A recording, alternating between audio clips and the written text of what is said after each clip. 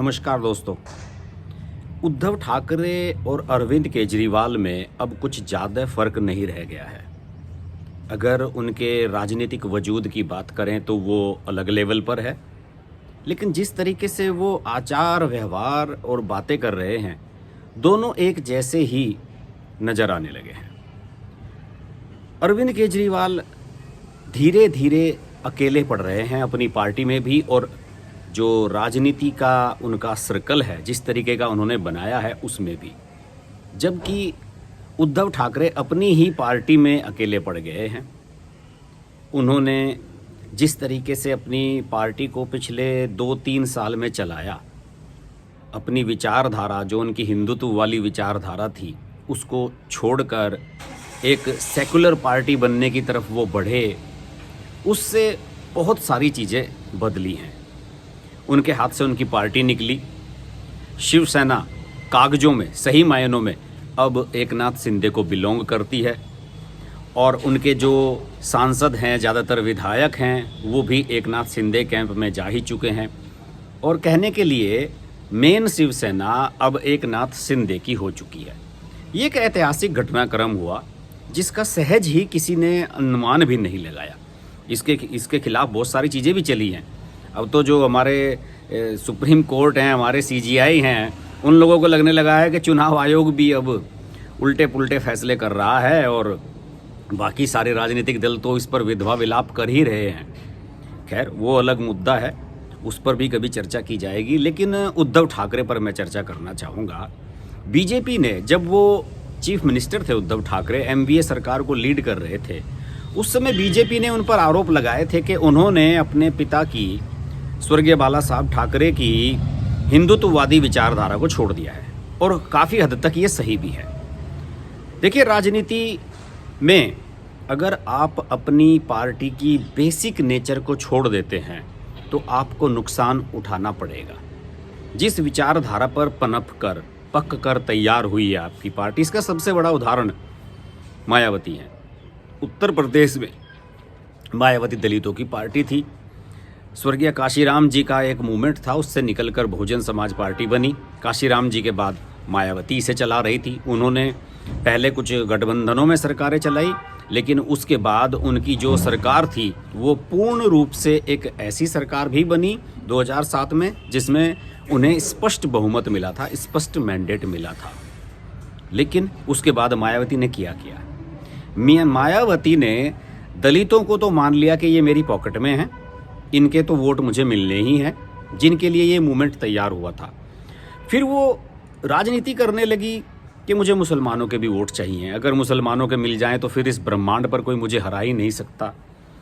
इसके अलावा उन्होंने सोशल इंजीनियरिंग शुरू कर दी, ब्राह्मणों की बात करने लगी, सवर्णों की बात करने लगी।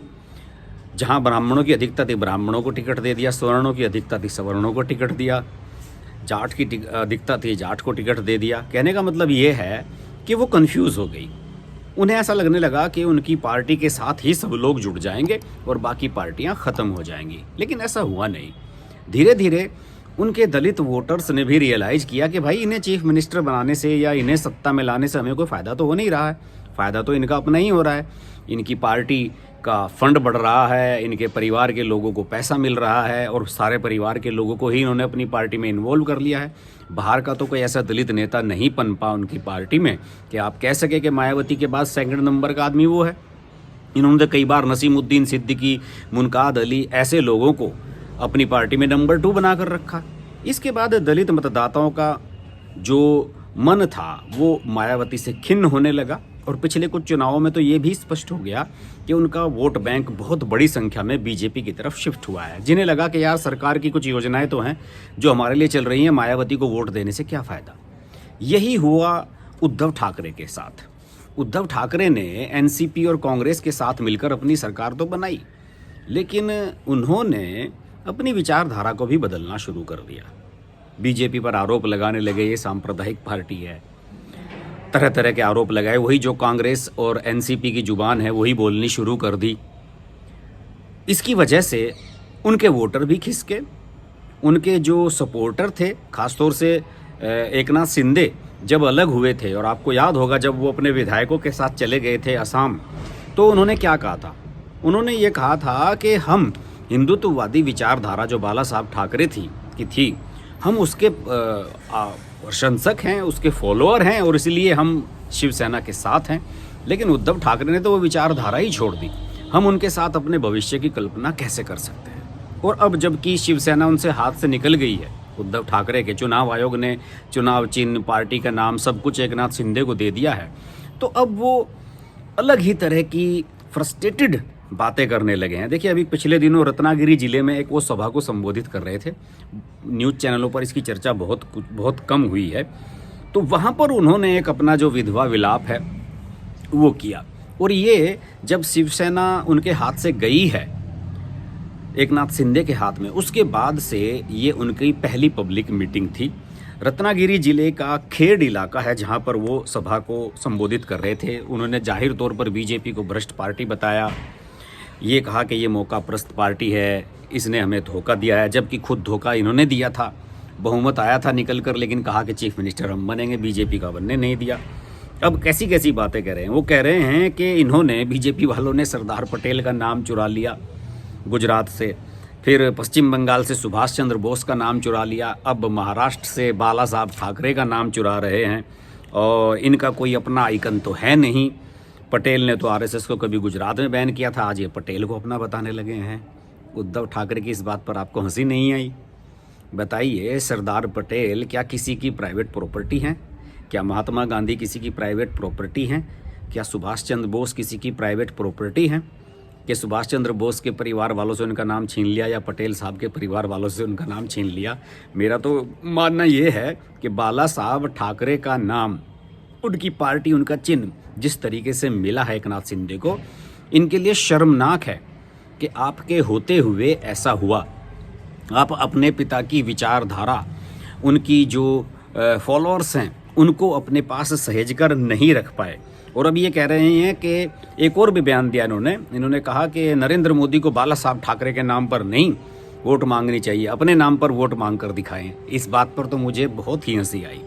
अरे भाई, जब पिछला चुनाव हुआ था, आप याद कीजिए, पिछले विधानसभा चुनाव में जब बीजेपी सबसे बड़ी पार्टी बनी थी और शिवसेना गठबंधन के साथ उनकी सबसे ज़्यादा सीटें आई थी, जब देवेंद्र फडणवीस और अजीत पवार ने शपथ ली थी, इसी बार की बात कर रहा हूँ मैं, इसी कार्यकाल की, तो उस समय क्या बाला साहब ठाकरे के नाम पर वोट मिली थी? सब जानते हैं कि शिवसेना के सांसद भी कि नरेंद्र मोदी के नाम पर बीजेपी और शिवसेना के प्रत्याशियों को वोट मिली थी। कितनी ऐसी सीटें हैं जिन पर सिर्फ बाला साहब ठाकरे के नाम पर आप सीटें जीत सकते हैं? बताइए आप। सब लोग जानते हैं कि चाहे वो लोकसभा का चुनाव हो, चाहे विधानसभा का चुनाव हो, बीजेपी और इसके एलाइज नरेंद्र मोदी के नाम पर वोट लेते रहे हैं। और अब ये बात करने लगे हैं कि साहब देखिए, हमारे से बाला साहब ठाकरे को छीन लिया है। दूसरी ओर ये कहने लगे कि साहब कोई अब बीजेपी के साथ कोई साधु संत नहीं रहे, पहले तो साधु संत हुआ करते थे। अरे भाई, बीजेपी के साथ साधु संत क्यों नहीं रहे? बीजेपी वालों ने तो राम मंदिर बनवा दिया, काशी विश्वनाथ का जो कॉरिडोर है उसका पुनरुद्धार करा दिया, उज्जैन में जो महाकाल का मंदिर है उसको रिन्यूएट करा दिया। साधु संत तो गुणगान कर रहे हैं नरेंद्र मोदी का और बीजेपी का, आप कह रहे हैं कि उनके साथ कोई रहा नहीं। तो उद्धव ठाकरे पूरी तरह से कन्फ्यूज हैं। इसी सभा में उन्होंने एक और भी बड़ी हास्यास्पद बात कही कि गौमूत्र से कुछ नहीं होता है, गौमूत्र से क्या होता है। आप सोचिए कि हिंदुओं में गौ की, गाय की, गौवंश की कितनी वैल्यू है, हिंदू कितना मानते हैं, गौ माता कहते हैं, और आप कह रहे हैं कि गौमूत्र से कुछ नहीं होता है। तो इस अपनी जब आप मूल विचारधारा ही छोड़ देंगे, जब आप अपनी जड़ों से ही कट जाएंगे, तो फिर लोग आपके साथ कैसे आएंगे?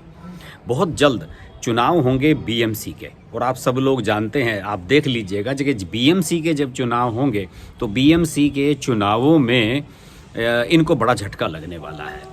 और बीजेपी और शिंदे का जो गठबंधन है वो एक तरीके से बिल्कुल टेस्टिंग पॉइंट पर आ जाएगा, और ये सब लोग कोशिश करेंगे कि बीएमसी के चुनावों में टेस्ट कर लिया जाए शिंदे और बीजेपी के गठबंधन को, वरना उसके बाद लोकसभा चुनाव है। तो उद्धव ठाकरे को अपनी जड़ें ही पता नहीं है, उनकी जड़ें ही कट चुकी हैं। बस ये एक बड़ा पेड़ है बरगद का जो भर भरा कर गिरने ही वाला है, और यही उनकी हरकतें इस समय नज़र आ रही है। वीडियो अच्छा लगे तो इसको लाइक कीजिएगा, शेयर कीजिएगा। चैनल को अभी तक सब्सक्राइब नहीं किया है तो सब्सक्राइब जरूर कीजिएगा। आपसे फिर मुलाकात होगी। नमस्कार।